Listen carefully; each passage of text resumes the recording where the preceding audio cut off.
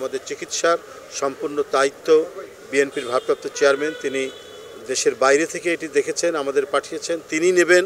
সোহরাওয়ার্দী হাসপাতালের কিছু ঘটনাকে কেন্দ্র করে আমরা রাত্রে এখানে উপস্থিত হয়েছি। আমাদের দলের সম্মানিত ভারপ্রাপ্ত চেয়ারম্যান তিনি জানতে পেরেছেন যে চিকিৎসা বঞ্চিত অবস্থায় কিছু ছাত্রনেতা ছাত্র এরা অনেক দিন ধরে এখানে ধুঁকছেন, প্রায় 10 মাস হলো। জুলাই আগস্ট আন্দোলনে এরা আহত হয়েছেন গুরুতর। তারা চিকিৎসা বঞ্চিত হয়ে আন্দোলনের পথ বেছে নিচ্ছিলেন, এইরকম একটি সংবাদ পাওয়াতে তিনি আমাদের পাঠিয়েছেন এখানে। আমরা উপস্থিত চিকিৎসকবৃন্দ এবং যারা ছিলেন রোগীর অ্যাটেন্ডেন্ট সহ অনেকের সাথে কথা বলে আমরা পরিস্থিতি পর্যবেক্ষণ করি এবং যারা গুরুতর অসুস্থ হয়েছেন, যারা এই ধরনের একটি পথ অবলম্বন করেছেন, বেআইনি পথ করতে যাচ্ছিলেন, তাদের সাথেও কথা বলেছি। তাদেরকে বলেছি যে এটা নিশ্চয়ই একেবারেই ন্যায়সঙ্গত না। চিকিৎসার জন্য মূলত প্রায় 20-22 হাজার ছেলে আহত হয়েছে জুলাই আগস্টের আন্দোলনে।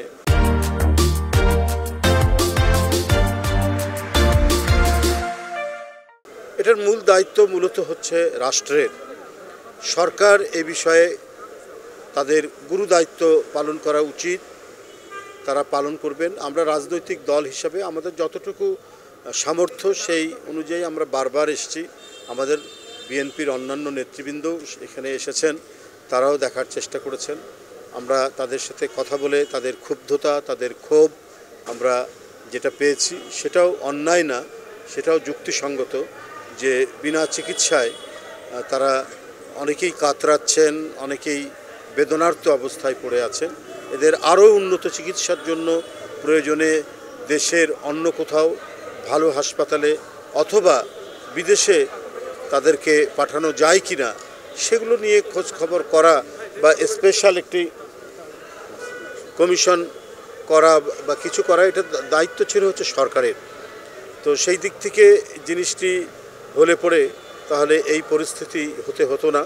তো যাই হোক, যারা আজকে এই ধরনের একটি ঘটনার সাথে যারা যুক্ত হচ্ছিলেন, বিনা চিকিৎসায় তারা নিজেদের জীবনকেই বিপন্ন করতে যাচ্ছিলেন, তাদের সবাইকে বলা হয়েছে যে তোমাদের এই ধরনের কাজের যেন পুনরাবৃত্তি না হয়। তোমাদের চিকিৎসার সম্পূর্ণ দায়িত্ব বিএনপির ভারপ্রাপ্ত চেয়ারম্যান তিনি দেশের বাইরে থেকে এটি দেখেছেন, আমাদের পাঠিয়েছেন, তিনি নেবেন।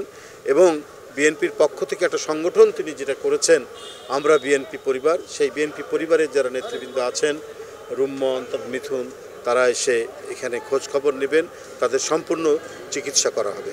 আর আপনাদের মাধ্যমে আমি আবারও অন্তর্বর্তী সরকারের কাছে জোরালো আহ্বান জানাচ্ছি, আপনার দ্রুত এই চিকিৎসা বঞ্চিত ছেলেরা যারা তাদের যথেষ্ট চিকিৎসা পাচ্ছেন না, যারা ক্ষুব্ধ, যাদের পরিবার আজকে 10 মাস ধরে তাদের পাশে দাঁড়িয়ে আছে, বসে আছে, কিছুই করতে পারছেন না, অসহায়ের মতো, কারো চোখ চলে গেছে, কেউ ঠিক মতো দাঁড়াতে পারছেন না, বসতে পারছেন না, এদের যাতে উন্নত চিকিৎসা হয়, তারা যাতে একটা ভালো পরিবেশের মধ্যে ভালো চিকিৎসা পায়, সেই ব্যবস্থাটি রাষ্ট্রের দায়িত্ব। এবং রাষ্ট্রের দায়িত্ব মানে সরকার যে রাষ্ট্র পরিচালনা করে, সরকার অতি দ্রুত এই ব্যবস্থাটি গ্রহণ করবে, যাতে আমাদেরকে আর অন্য কোনো খারাপ ধরনের কথা যেন শুনতে না হয়।